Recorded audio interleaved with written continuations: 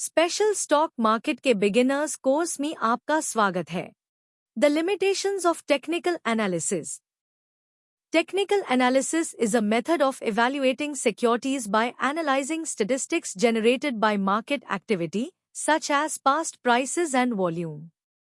It is often used by traders to help them make decisions about buying and selling securities.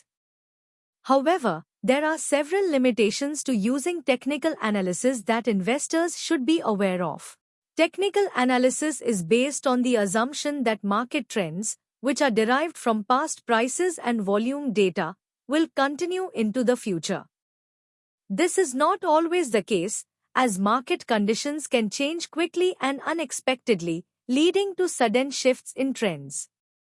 Therefore, technical analysis should not be relied upon as the sole basis for making investment decisions.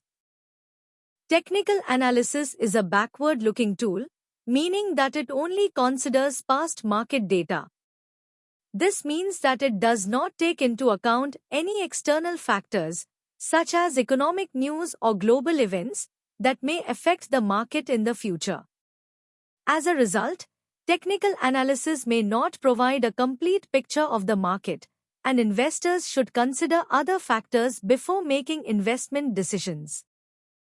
Technical analysis is subject to interpretation, and different traders may use different methods and techniques to analyze the data.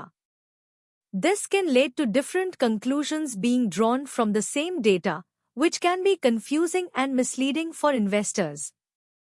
Therefore, it is important to understand the assumptions and methods used in technical analysis, and to consider multiple sources of information before making investment decisions. In summary, technical analysis is a useful tool for traders, but it has several limitations. It is based on the assumption that past market trends will continue, it does not take into account external factors, and it is subject to interpretation. Therefore, investors should use technical analysis as one of several tools in their decision-making process, and should not rely on it solely. For more videos, subscribe to my YouTube channel.